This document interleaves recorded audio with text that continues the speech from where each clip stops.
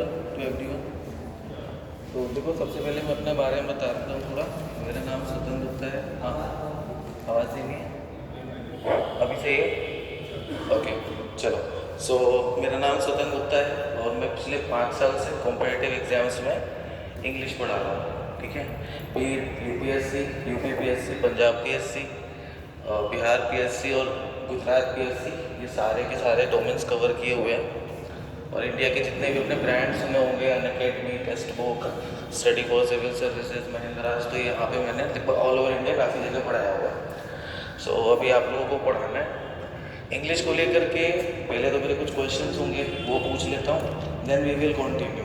Okay, आप में से कितने लोग ऐसे हो जिनको इंग्लिश से डर लगता है? मैं कह रहा हूँ डर लगता है, कोई नहीं है? चलो 2-4। देखो, डरने की जरूरत नहीं है। मेरी क्लास का एक सिंपल सा फंडा है कि अगर आपको मेरी क्लास में डर लग रहा है ना, तो फिर आप दुनिया में कहीं अपना डर नहीं खत्म कर पाओगे।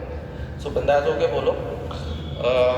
आप ये बस बता सकते हो बिंदास कि कितने लोगों को है जिनको लगता है कि नहीं इंग्लिश तो नहीं हो पाएगी, बाकी लोग देख लेंगे।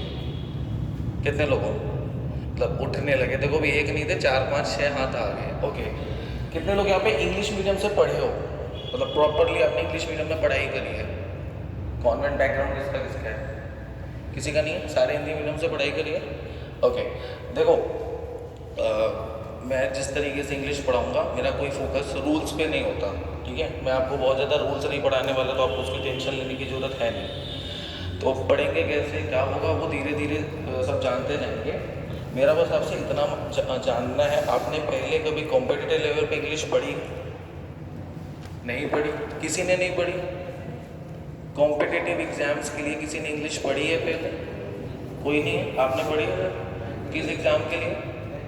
बैंकिंग के लिए। तो फिर आपकी इंग्लिश ठीक होनी चाहिए। अच्छा, है नहीं, लेकिन मतलब पढ़ ली थी। अच्छा, तभी तो बैंक ज्वाइन नहीं किया। अच्छा, ठीक है। देखो, आपको पहले एग्ज़ाम्स के बारे में थोड़ा पता ही होगा कि आपके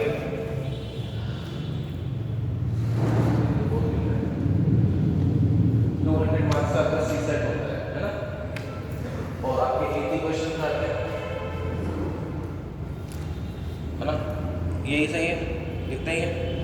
ओके, देखो भाई, बेसिकली आपको 5 मार्क्स लाने से ज़्यादा कुछ करना है, लेकिन मैं जो आपको जो सिखाऊंगा वो not only your UPSC preparation, whatever exam you are going to take will help you there.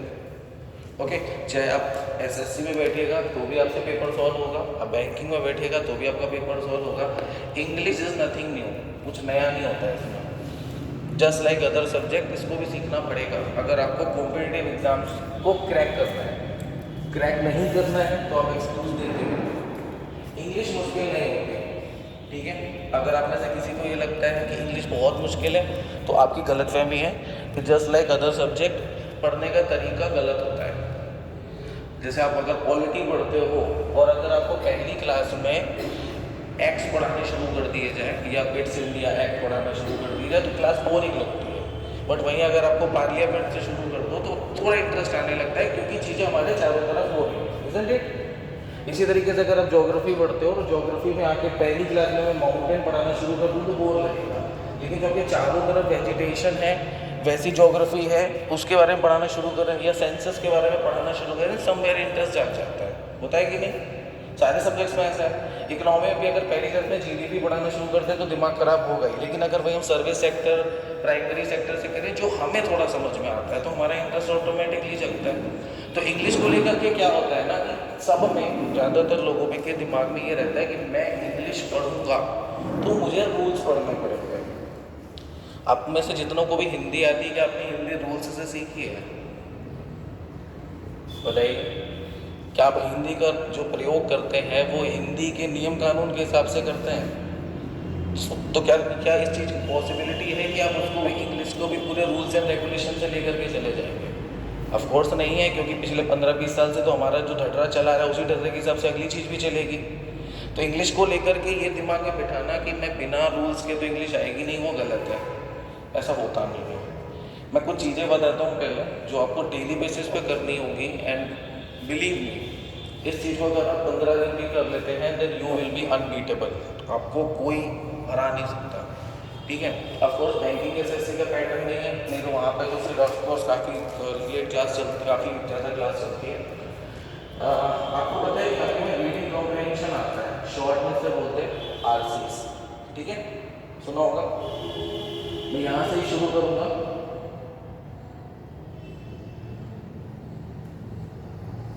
Reading comprehension, इसको आरसी के नाम से भी जानते हैं। अगर आप कैट के स्टूडेंट हो, मैं खुद कैट क्वालिफाइड हूँ, तो अगर कैट के स्टूडेंट हो तो वहाँ पे इसको आरसी के नाम से जानते हैं। स्कूल टाइम पे आपने इसको पढ़ा होगा अनसीन पैसेज,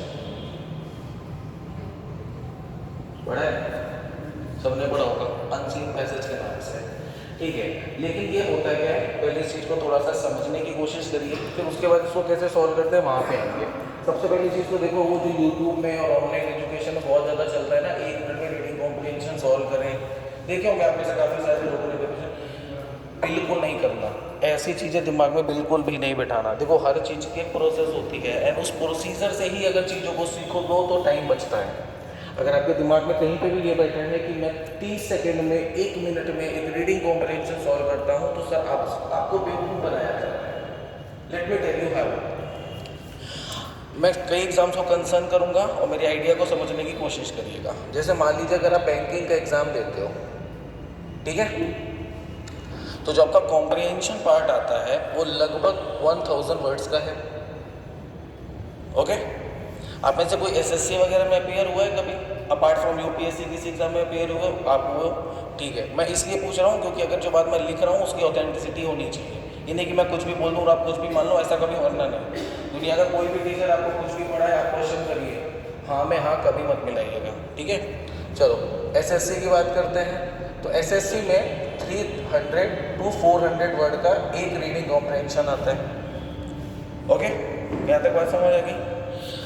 अब डिपेंड करता है प्रीलिम मेंस पे, एक प्रीलिम्स होगा, मेंस होगा, यहाँ पे भी प्रीलिम्स होगा और मेंस होगा। यूपीएससी में बात करें, पैसेज बहुत बड़े नहीं आते।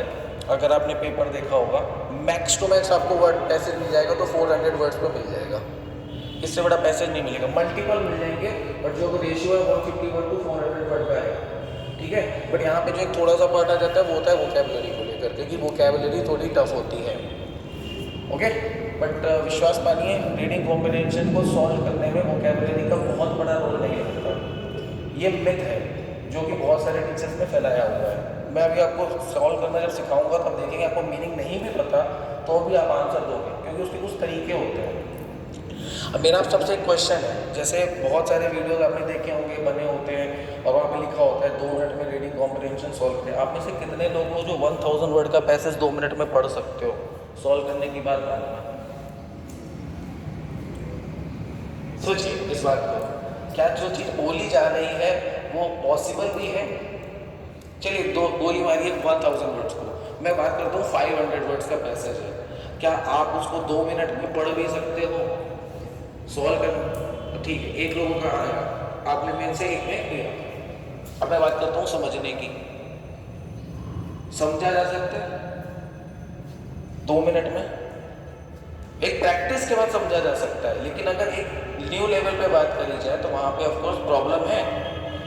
तो ये चीज़ दिमाग में बिठा लीजिए कि ये 2 मिनट और 1 मिनट में सॉल्व करने नाम की कोई टेक्निक होती नहीं है, ठीक है। It's all about practice. जब आप प्रैक्टिस करते हो तो वो चीज़ें ग्रेजुअली ग्रो करती हैं, ठीक है। तो ये मिथ आपके दिमाग में नहीं होना चाहिए, जो कि मैक्सिमम स्टूडेंट के दिमाग में बैठता है कि मैंने पैसेज देखना है और मैंने 2 मिनट में सॉल्व कर लेना, 1 मिनट में सॉल्व करना। टाइम कंस्ट्रेन होता है, फ्रस्ट्रेशन आती है, इससे ज़्यादा कुछ नहीं होता।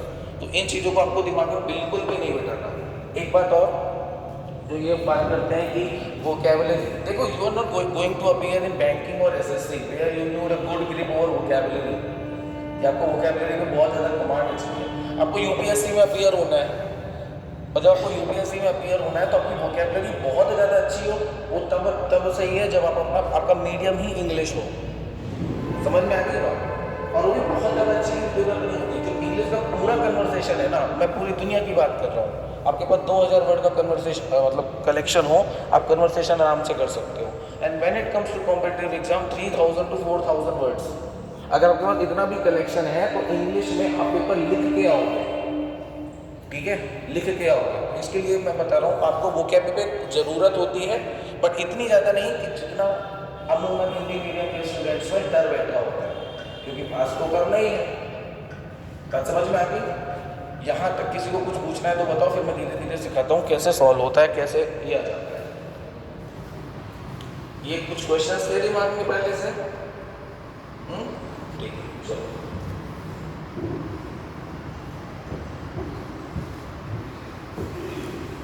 क्लास कितने 1.5 वाले ना?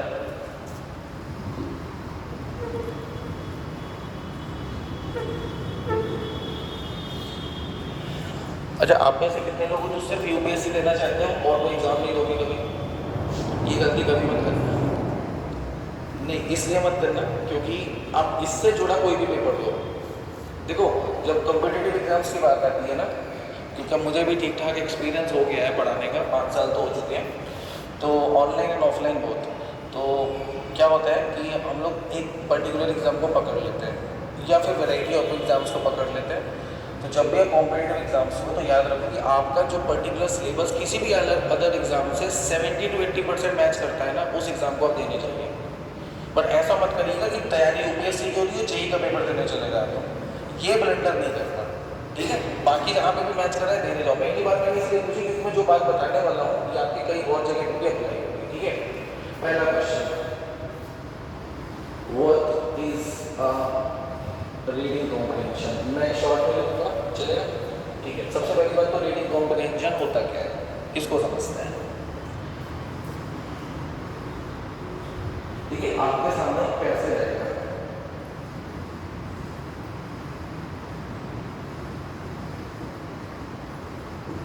पैसे का साइज मैंने आपको बताया, अगर यूपीएससी की बात करें मैक्स टू मैक्स 400 वर्ड्स। अब ये पैसेज किसके बेसिस पे हो सकता है, क्या हो सकता है? आप में से कितने लोगों द हिंदू पढ़ते हो? द हिंदू पढ़ते हो, इंडियन एक्सप्रेस पढ़ते हो, कोई भी न्यूज़पेपर, कोई भी न्यूज़पेपर इंग्लिश में पढ़ते हो?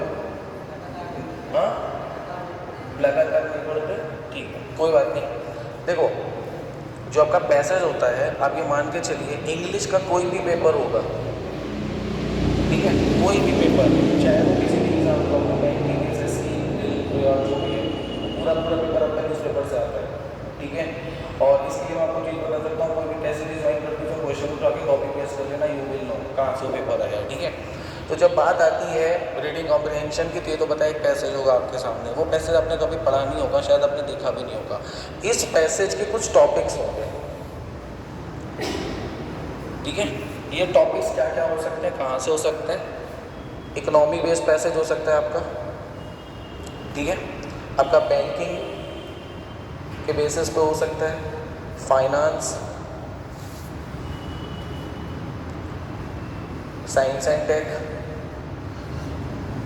ज्योग्राफी, पॉलिटी, बेसिकली जो आपका GS paper 1, paper 2, paper 3, paper 4, ठीक है। अगर आपने द हिंदू पढ़ा है तो द हिंदू में एक सेक्शन होता है जहाँ पर स्पिरिचुअलिटी के बारे में दिया जाता है, देखा है?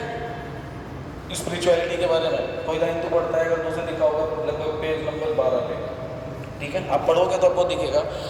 आपके पैसे इनके बेसिस पे कहीं से भी हो सकते हैं, पहली चीज़ तो टॉपिक। देखो, एक चीज़ याद रखना, कभी भी कॉम्पिटिटिव एग्जाम्स की प्रिपरेशन करनी है, किसी भी एग्ज़ाम की प्रिपरेशन करनी है, आपका जो पहला गोल होना चाहिए या पहला जो आपका स्टेप होना चाहिए वो ये कि आपके पास सिलेबस या आपको याद होना चाहिए। बात समझ में मेरी?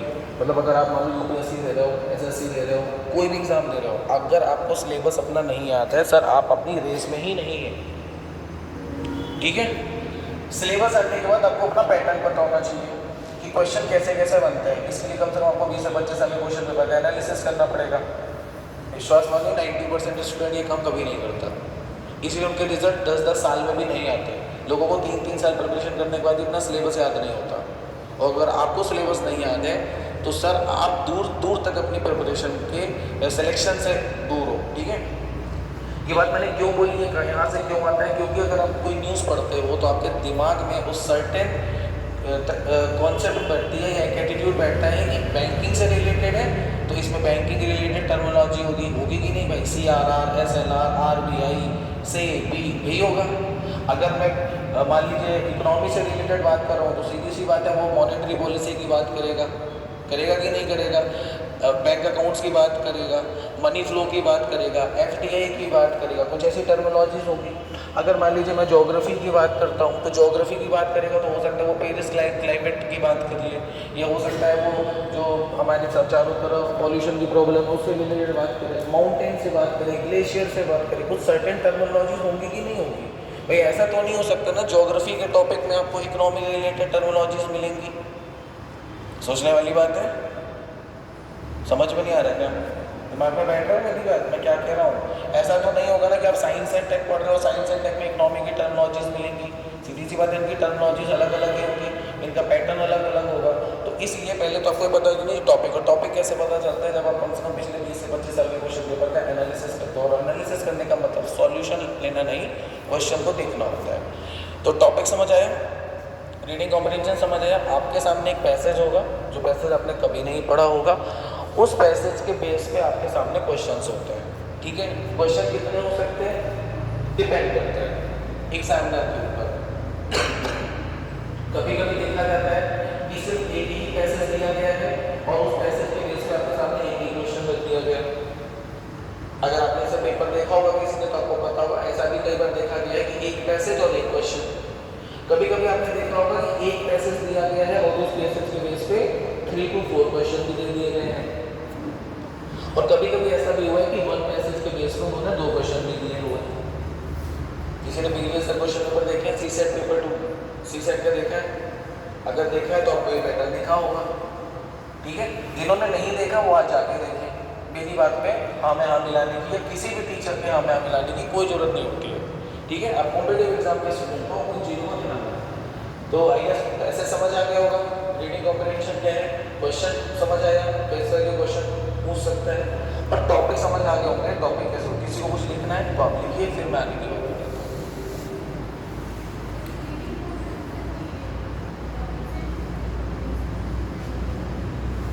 आपका कहीं भी आएगा, किसी भी पेपर में आएगा, आप बैंकिंग में जाओगे, आप एसएससी में जाओगे, कहीं पर भी जाओगे तो इन्हीं पे ही देता है और कोई टॉपिक्स नहीं, क्योंकि ये जीएस पार्ट है। और आप नोटिस करिएगा रीडिंग कॉम्प्रिहेंशन में एक समय था एसएससी में पंचतंत्र की कहानियाँ पूछ लेता था। हाँ, आज से कुछ 7-8 साल पहले, बट अब नहीं है। तो उन्होंने पूरा न्यूज़पेपर भेजता है। कोई भी स्टूडेंट अगर सिर्फ एडिटोरियल सेक्शन भी फॉलो करता है 10-15 मिनट रोज के, इंग्लिश का सेक्शन उसका निकाला जा सकता है। बट मेक श्योर वो 15-20 जो भी 15 मिनट है वो अच्छे से दे। तरीके क्या है वो तरीके से लिखना, लिखिए, फिर मैं अगली बात करता हूँ।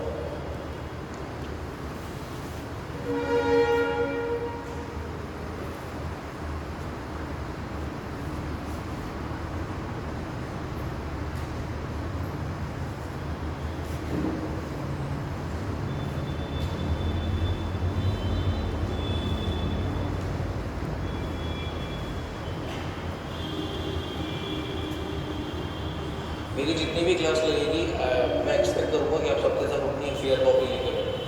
ठीक है, वो बचपन से चल रहा है कि हम फेयर कॉपी लेकर घर में लिख लेंगे, वो चल नहीं पाएगा। अब अपने लिए डिसिप्लिन रहो, जितना ज़्यादा डिसिप्लिन रहोगे, एक बार पढ़ो गोली मारो, है ना? तो बार बार करने की जरूरत नहीं, एक बार अच्छे से समझ लो। तो जो लोग नहीं लिख रहे हैं मैं उनसे लिए स्पेशली बोलो कि लिखो बैठ के। छोटी छोटी चीज़ें हैं, आपको लगता है कि आपको घर में जाकर याद रहेंगे, तो दुनिया का ऐसा कौन सा काम था जो तुम छोड़ के गए हो तुम्हें बाद में याद था? अगर था तो अब तक ना आपको यूपीएससी भी निकल जाना चाहिए था, प्रेसिडेंट का एग्जाम भी निकल जाना चाहिए था, अगर होता है कि इसलिए लिख लो। छोटी छोटी सी बातें याद रहेंगी, नोट्स आपके काम आपके पास ये रेस कर दो, इन्होंने लिख दिया।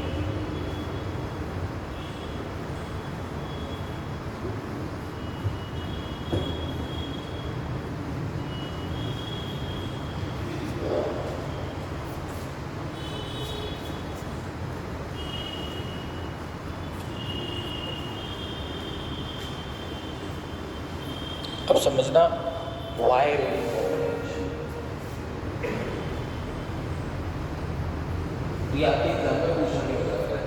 बात को समझना आपकी बहुत ज़्यादा इंपॉर्टेंस है, इसलिए आपके पास एग्जाम में 2 घंटे का समय होता है ना, और 2 घंटे में आपको अपना पेपर सॉल्व करना है। सबसे पहली चीज़ आप इस आइडिया से समझने की कोशिश करिए कि आपके सामने एक पैसेज दिया हुआ है।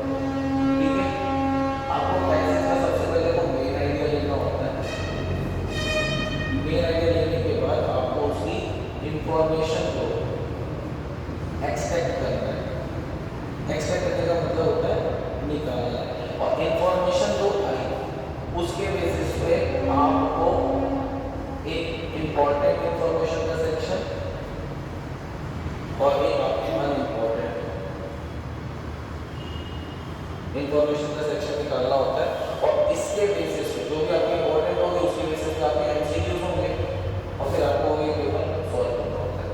थोड़ा डिटेल में बताता हूँ, ध्यान से समझने की कोशिश करना सबके सब। आपके एग्जाम में आज ही पूछा क्या हो सकता है, सर आप एक ऑफिसर बनने वाले हो इनका, है ना, इन फ्यूचर, बनोगे कि नहीं बनोगे? नहीं बनोगे। जो दो चार मतलब चेहरे से आवाज़ ही नहीं आ रही है, तुम लोग खुद से नहीं बोल पा रहे, बनोगे कैसे? बनोगे कि नहीं बनोगे? आवाज़ गूंजनी चाहिए, जब पढ़ते हो कॉन्फिडेंस दिखना चाहिए, समझो। तो जब आप पैसेज की बात करते हो तो इस बात को समझो कि आप एक ऑफिसर बनने वाले हो, तो ऑफकोर्स कभी आप रेड मारोगे, आपके पास फाइलिंग का काम आएगा, आपसे लोग मिलने आएंगे, कोई अपना पत्र देगा, कोई अपनी फाइल देगा, आप किसी के यहाँ जाओगे तो उसके डॉक्यूमेंट चेक करोगे, किसी फैक्ट्री में आपने छापा मारा तो उसका अकाउंट चेक करोगे, होगा कि नहीं होगा? क्या आपके पास इतना समय होगा कि आप एक एक पैसेज एक एक वर्ड बहुत अच्छे से पढ़ लो? ऑफकोर्स नहीं होगा। तो आपको कुछ एक ऐसी चीज़ें अपने अंदर विकसित करनी होंगी, डेवलप करनी होंगी, जिससे आप एक नज़र में चीज़ों को पढ़ के देख के आइडिया ले लो कि इसमें कुछ कमी है, समझे? क्योंकि इतना समय तो नहीं हो सकता कि किसी कंपनी के 2 साल की बैलेंस शीट आप एक बार में उठा करके देख डालो, सारे डॉक्यूमेंट्स और अकाउंट देख डालो। तो एक्चुअली ये जो आपका रीडिंग कॉम्प्रिहेंशन होता है, ये टेस्ट होता है आप कितनी जल्दी किसी प्रॉब्लम का डिसीजन ले सकते हो, कैसे सॉल्यूशन प्रोवाइड करा सकते हो। इसका पूछने का रीज़न ये होता है, अगर आपके सामने एक पैसेज आ रहा है तो उस पैसेज को पूछने का एक फंडा होता है कि भाई पैसेज तो है, अगर ये पैसेज एक बच्चे को दे दिया जाए और उसको पूरा दिन दे दिया जाए तो वो भी सॉल्व कर लेगा, लेकिन अगर ये एक स्टूडेंट को दिया जाए कॉम्पिटिटिव लेवल पे और उसको टाइम दे दिया जाए कि तुम्हें 2 मिनट में सॉल्व करना है, तो शायद काफ़ी मुश्किल हो जाएगा उसके लिए सॉल्व करना। तो जब बात पैसेज की आती है, उसको पूछने का मेन मकसद ये होता है कि आपके सामने जो आपकी डिसीजन मेकिंग क्या है उसको चेक करने के लिए। यहाँ पे बात समझ में आ गई? आपकी डिसीजन मेकिंग को चेक करने के लिए पैसेज दिया जाता है। आप नोटिस करिएगा, आपका एप्टीट्यूड टेस्ट होता है ना, पढ़ा होगा, जो आप मैथ, इंग्लिश, रीजनिंग सब होता है, इसको एप्टीट्यूड टेस्ट बोला जाता है। एप्ट यहाँ पे एक रूट वर्ड है, इंग्लिश में इसको प्रीफिक्स बोलते हैं। जब हम वोकैबुलरी की बात करते हैं तो वोकैबुलरी में एक होता है आपका प्रीफिक्स और एक होता है आपका सफिक्स। प्रीफिक्स किसी भी वर्ड के आगे लगने वाले लेटर्स को कहते हैं, वर्ड को नहीं कहते, लेटर्स को कहते हैं। जैसे यहाँ पे मैं इसको APT बोलूँगा, एप्ट नहीं बोलूँगा, लेकिन बोलचाल में बोला जाता है तो आराम से बोल सकते हैं। लास्ट में जो वर्ड लगते हैं और अगर उनका कोई सर्टेन मीनिंग है, अगर उनका कोई सर्टेन मीनिंग है तो हम उन्हें सफिक्स बोलते हैं, ठीक है। तो जब बात एप्ट की आती है तो एप्ट का मतलब होता है आपका दक्षता। तो एग्जामिनर एक्चुअली आपकी दक्षता को चेक करना चाहता है कि आपके सामने जो एक इन्फॉर्मेशन दी गई है, इस इन्फॉर्मेशन को आप कितने अच्छे से समझते हैं। अब होता क्या है कि जैसे हम लोग आते हैं, जैसे बांदा से आते हैं, तो बांदा में यहाँ छोटी जगहों पे एक समस्या होती है, इंग्लिश को लेकर के बहुत ज़्यादा बता दिया जाता है फितूर कि तो इंग्लिश पढ़नी होगी, नहीं निकलेगा, बहुत मुश्किल है, समझ में नहीं आती। ऐसा कुछ नहीं है। तरीके से पढ़ने की अगर किसी भी चीज़ की शुरुआत करी जाए और उसके पैटर्न को समझने की कोशिश करी जाए तो आपका ये कहीं ना कहीं आपके GS वाले पेपर में भी अप्लाई होता है। मैं ये नहीं कह रहा पूरी तरीके से अप्लाई होता है, बट होता है भाई। अगर आप एक पैसेज को सही से समझ नहीं पा रहे, पैसेज मीन्स क्वेश्चन, है ना, आपका जो GS का पेपर होता है आपका नॉर्मली, उसमें भी आप देखिए तो आपके सामने जो क्वेश्चन का साइज है, क्या वो पैसेज से कम होता है? 3-4 लाइन तक का क्वेश्चन आता है आपके में, तो मतलब आपकी जो अंडरस्टैंडिंग है लैंग्वेज को लेकर के वो तो अच्छी होनी चाहिए, चाहे वो हिंदी में हो या फिर इंग्लिश में हो। Isn't it? बात समझ आ गई? तो यहाँ पे भी जो बात आती है, एग्जामिनर आपके एप्टीट्यूड को चेक करना चाहता है, मतलब आपकी दक्षता को चेक करना चाहता है, आप कितने दक्ष हो, कितनी जल्दी डिसीजन ले सकते हो। Is it understood? अब इसको यहाँ से शुरू करते हैं। आपके सामने एक सर्टेन मैसेज आता है एग्जाम, ठीक है, किसी भी टॉपिक पे आ सकता है, कोई नहीं जानता एक्सेप्ट UPSC, उनको पता है उन्होंने क्या देना है।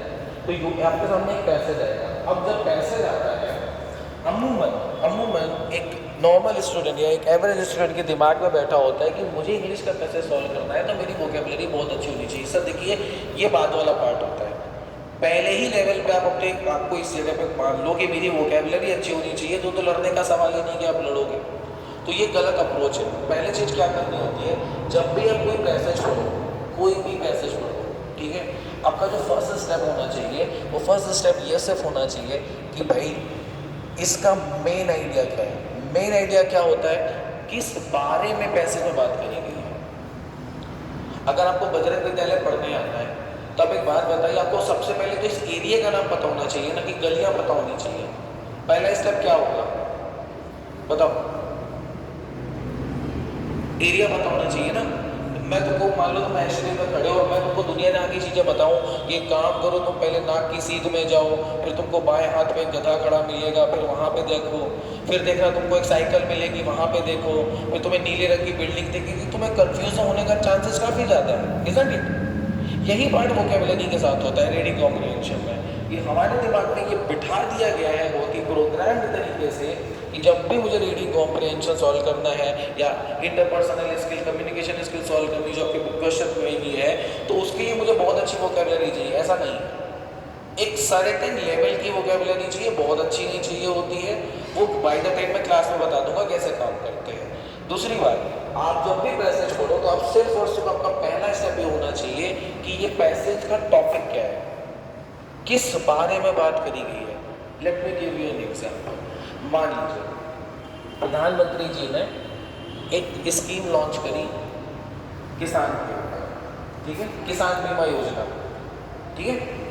मुझे एक बात बताओ, उस स्कीम में ऐसा तो नहीं होगा कि किसान के घर के बारे में बात करनी शुरू कर दी जाए या इसरो के सैटेलाइट के बारे में बात करनी शुरू कर दी जाए? करी जाएगी क्या? सवाल ही नहीं उठता।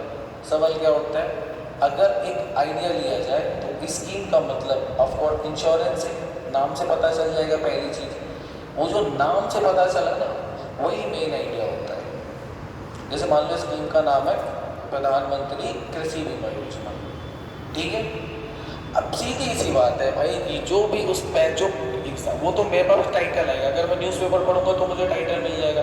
एग्जामिनर तो टाइटल नहीं देना मतलब, एग्जामिनर आपके सामने सीधे सीधे एक मैसेज रखेगा, तो आपको बस वो टाइटल पकड़ना है। और ये टाइटल पकड़ने का मतलब ये नहीं कि इन्होंने जो जाना वही आपको पता हो, इन्होंने जाना जो आपको पता हो, नहीं। टाइटल का मतलब सिर्फ यहाँ पे इतना सा है कि आपको ये पता चल जाए कि पैसेज किस बारे में बात कर रहे हैं। अगर आपको इस एरिया के बारे में बस पता चल जाए तो आपकी मैक्सिमम प्रॉब्लम सॉल्व हो चुकी है बजरंग तक के आने की, इजंट इट? तुम किसी भी कोने में खड़े हो बांदा के, लेकिन लोग तुम्हें बता देंगे कि भैया ये एरिया इस जगह पे पड़ता है ना। लेकिन अगर तुम लोगों को गलियां बताने बैठ जाओगे तो क्या उन्हें समझ में आएगा? देखो, मैं बहुत थोड़े अलग तरीके से पढ़ाऊंगा, तो इसलिए जैसे आप ये सोच के मत बैठना कि मेरा टाइम वेस्ट हो रहा है या कुछ भी। बस एक डर निकलना चाहिए, जो फितूर की चीज़ें होती हैं ना वो निकलनी चाहिए। वो निकल के पेपर तो ऐसे सॉल्व होता है। अगर आपके दिमाग में पेपर का पैटर्न नहीं बैठ रहा, क्वेश्चन का पैटर्न नहीं बैठ रहा, तो सर आप सीख के भी कैसे सॉल्व कर लोगे? सीख तो पाओगे भी नहीं सही से। तो मेन आइडिया वाला पार्ट क्लियर है सबको? मेन आइडिया समझ में आ गया? ठीक है। मेन आइडिया के बाद क्या होता है, आपको इन्फॉर्मेशन निकालनी होती है। अब ये इन्फॉर्मेशन क्या बोला है इसको समझो। अब मान लीजिए भारत देश के बारे में कोई आर्टिकल आया, इंडिया के बारे में, मैं कहता हूँ बांदा के बारे में आया, कोई भी एक टॉपिक आप चूज कर लीजिए। बांदा के बारे में एक आर्टिकल निकाल रहा, ठीक है। सर आप बताइए बांदा के बारे में मैं क्या क्या लिख सकता हूँ? मैं सिर्फ बांदा को जनरल पर्सपेक्टिव में ले रहा हूँ, अब मैं क्या क्या लिख सकता हूँ? आपको क्या क्या लगता है? थोड़ा तेज हो ना। Development, okay okay. और कोई कुछ बताएगा? सर आप बताओ। हाँ, कुछ भी जो बांदा के बारे में क्या हो सकता है अगर मुझे लिखना है? बांदा के बारे में बात कर रहे हैं अभी, ये सबको पता होगा बांदा के बारे में। बांदा के बारे में क्या लिखा जा सकता है? विकास हुआ है और कैसा एरिया है, ओके। एजुकेशन लिखी जा सकती है, आप बताइए। उसके बाद लिखा जा सकता है, और कुछ क्या लिख सकते हो बांदा के बारे में? मैं सिर्फ बांदा के बारे में इसलिए पूछा कि आप कितना सोच सकते हो, क्योंकि सोचना ही तो जरूरी है। सर आप बताइए, अगर बांदा के बारे में लिखना है क्या लिख सकते हैं? Population, environment, okay. और हाँ, ओके। किसी को और कुछ लगता है? बेसिकली अगर बांदा के बारे में लिखने को मिल जाए तो मैं क्या लिखूंगा? पहली चीज़ तो बांदा कहाँ लाई करता है, उसकी जोग्राफिकल सिचुएशन लिख दूंगा ना, कहाँ पे किस जगह पे लाई करता है। लोकेशन लिख दूंगा। लोकेशन के बाद क्या करूँगा कि भाई लोकेशन में भी उसको भी स्पेसिफाई कर दिया कि बुंदेलखंड में है। बुंदेलखंड के बाद बांदा हो गया। अब बांदा क्या है? तहसील भी है, ऑफिस भी है, कोर्ट भी है, ये लिख सकते हैं, है ना। पॉपुलेशन लिख सकते हैं, एजुकेशन कैसे लिख सकते हैं, लोगों का एम्प्लॉयमेंट का जरिया क्या है ये लिख सकते हैं, इन्वायरमेंट कैसा है, फैक्ट्री है कि नहीं है, मतलब इंडस्ट्रियल एरिया है कि नहीं, ये लिख सकते हैं, टेक्नोलॉजी यहाँ पे कैसे यूज़ हो रही है, इरिगेशन प्रैक्टिस यहाँ पे कैसी है ना, स्कूलिंग कैसी है, कैसे कॉलेज है, कैसे लोग हैं, कैसा कल्चर फॉलो किया जाता है, लोगों के कपड़े पहनने का तरीका कैसा है, खान पान कैसा है ना, रोड्स कैसी हैं, ट्रांसपोर्ट कैसा है, यही तो लिखा जाएगा सर, यही इंफॉर्मेशन होती है। और विश्वास मानिए अगर आप कोई भी मैसेज पढ़ते हैं तो उसको इसी तरीके से ही लिखा जाता है। अब जीएस पढ़िए, आप पॉलिटी पढ़िए, इकोनॉमिक्स पढ़िए, कुछ भी पढ़िए, आप अगर ये दो चीज़ें सीख गए सर, इंग्लिश आपके लिए मजाक बन जाएगी, मार्क माई वर्ड। मैं हवा भाई बातें कोई करता नहीं हूँ, मैं अभी आपको प्रैक्टिकल भी कराऊंगा उसका, डोंट वरी। बात समझ आ गई ना? सबसे पहले तो सिर्फ मेन आइडिया पकड़ो, गोली मारो, पैसे समझ आता है नहीं आता कोई फर्क नहीं पड़ता। मैं जीरो से शुरुआत करूंगा, आप सबको जीरो से शुरुआत करनी है। सबसे पहले पैसेज को पढ़ के सिर्फ ये जानना होता है इसका मेन आइडिया क्या है, मतलब किस बारे में बात करी गई है। अगर आपने ये काम पकड़ लिया सर, आपका 40% काम हो चुका है पैसे सॉल्व करने का। इसके बाद आपको सिर्फ और सिर्फ इम्पॉर्टेंट इन्फॉर्मेशन निकालनी है और कुछ नहीं करना, सिर्फ इम्पॉर्टेंट इन्फॉर्मेशन कि मतलब उसके बारे में क्या बात करी गई है। जब आप उसे इन्फॉर्मेशन निकाल लोगे, या आप इम्पॉर्टेंट कह लो, इसको से इन्फॉर्मेशन निकाल लोगे, तो आप उससे निकालिए कि इम्पॉर्टेंट इन्फॉर्मेशन क्या है और अनइम्पॉर्टेंट क्या है, मतलब काम का क्या है और काम का क्या नहीं है। भाई आप कहीं जॉब करते हो, कहीं काम करते हो, तो क्या सब कुछ उठा लेते हो? नहीं ना। घर में अगर गेहूँ भी आता है तो गेहूँ को साफ करने के बाद उसका कचरा फेंका जाता है ना। तो मतलब अगर एक 100 किलो गेहूँ आया तो उसमें 2-4 किलो तो कचरा निकल ही जाएगा, 2 किलो तो निकल ही जाएगा। देखो मैं एक्सपर्ट नहीं हूँ, लेकिन 2 किलो मैं मान के चलता हूँ निकल जाएगा।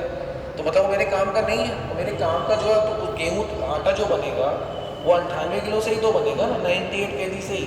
यही चीज़ है कि उसमें आपका इम्पोर्टेंट क्या है। और आप नोटिस करिएगा जो भी इम्पोर्टेंट इन्फॉर्मेशन होगी उसी के बेसिस पे आपको एमसीक्यू मिलेगा। वोकैबुलरी वाले पार्ट में भी हम धीरे धीरे आएंगे, लेकिन पहले हम यहाँ की चीज़ों को थोड़ा सा जस्टिफाई करते हैं। सबके पास मोबाइल है, सबके पास मोबाइल है, ठीक है, अगल बगल को यूज़ कर सकते हो ना।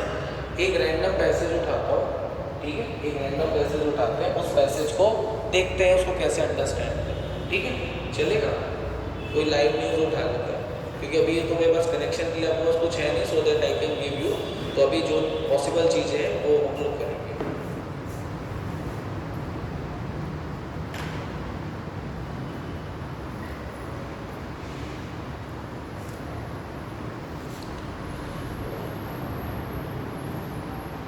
मैं टॉपिक लिख रहा हूँ, इस टॉपिक को सर्च करो, ठीक है, मिल जाएगा। ये इकोनॉमिक टाइम में है।